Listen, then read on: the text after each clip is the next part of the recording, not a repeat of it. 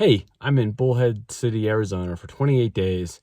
Let's go antiquing here and see what we can find maybe for resale. Both shops are actually outside of Bullhead City in the next town over.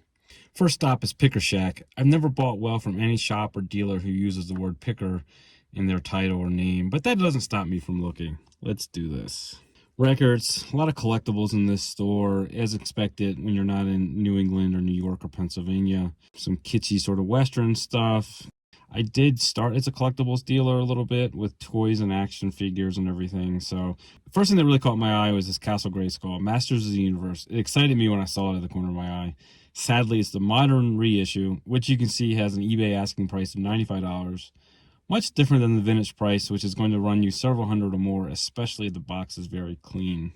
Yeah, definitely more sort of decorative and newer stuff, but that's to be expected. Like I said, once you get out of New England, New York, Pennsylvania, the antique malls typically have a lot more newer stuff. Not to say that there aren't antique malls in those areas that are full of new stuff as well. Did hit this mural outside.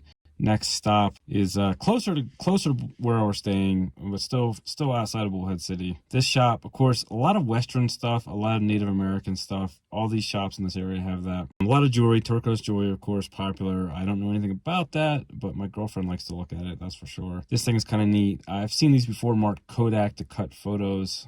More Western themed stuff, of course. A lot of Native American things, mostly newer. I like that stuff when it has a little bit of age to it. Civil War era or so cannonballs, priced, I guess, by the weight in Sharpie. Early, semi-early. A lot of money for this, but yeah. Very old picture.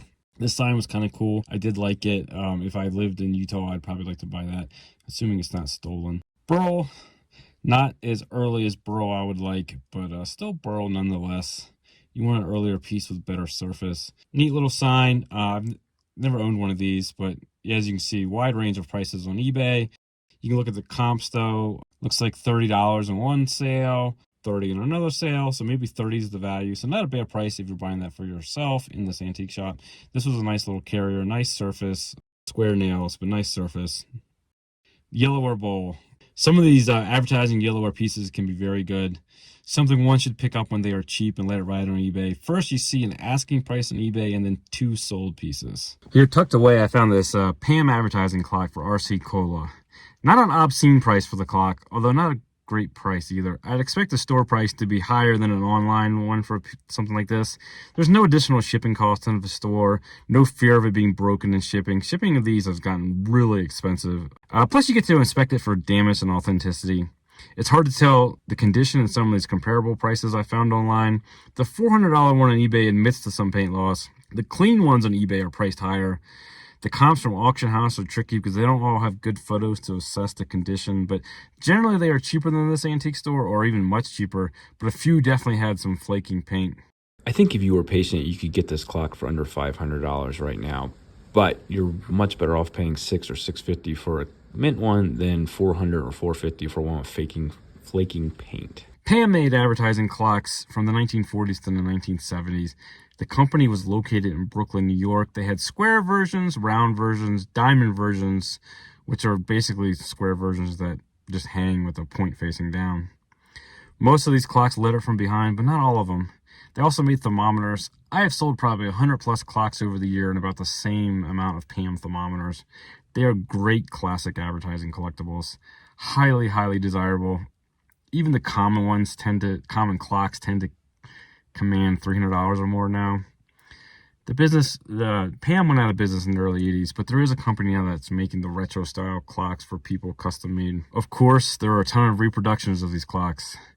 And these can be tricky because, well, like a lot of reproductions, they can be made well, but they reproduce the face. And so people will take an old clock with a broken face or a face where all the paint maybe flaked off and swap out with a new face.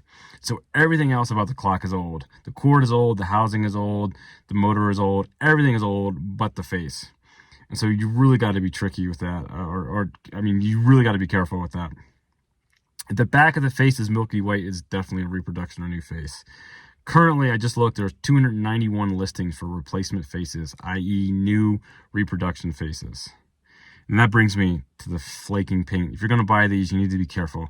Lots of these have flaking paint, sometimes described as scratches, but really the paint is flaking off. I would caution against buying those examples, as you can own those for a couple years and the paint will continue to flake and fall off.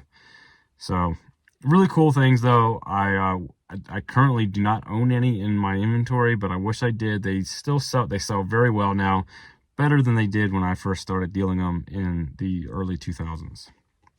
Now this crock is a classic Midwestern design.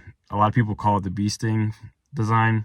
Appears in some red wing pottery, but not all bee stings are redware, because it was a staple throughout the Midwest, a decoration staple. Generally a slightly later design, maybe more like the 1890s. Apparently pottery manufacturers switched the design because it was so much faster to put on a crock than the intricate flowers. And you got to remember, the decorators traveled, so the decorations will look the same from pottery to pottery.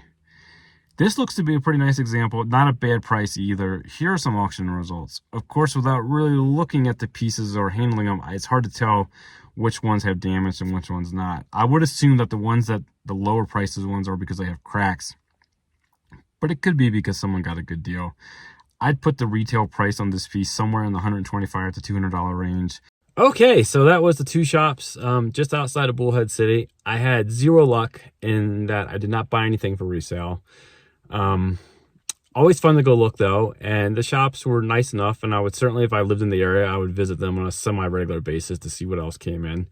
I did prefer the second shop over the first shop, I guess. It had a little bit more old stuff, but that could just be the nature of one or two dealers that place had that the other place didn't.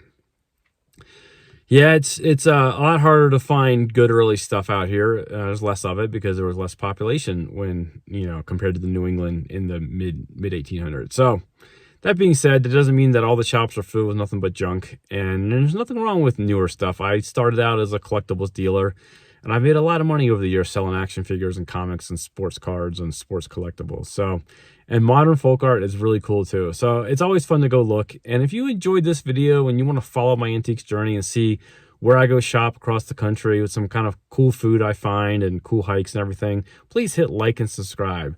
Thanks for watching. Peace.